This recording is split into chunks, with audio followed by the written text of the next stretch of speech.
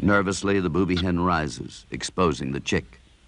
Instantly, the crabs dart in to seize the newly hatched victim. But this time, the action does not follow the usual plot. The booby parents counterattack. Even the crab's hard carapace is insufficient defense against the rapid-fire thrusts of the booby's powerful beak.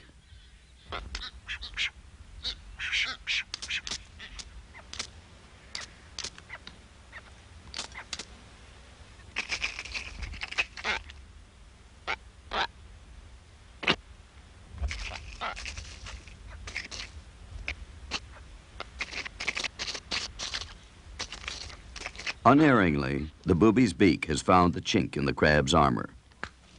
Its damaged claw the price of the ill-fated attack on the nest. This crab, also badly hurt, simply performs a quick battlefield surgery, amputates its own claw. It will be regenerated in the next several molting cycles.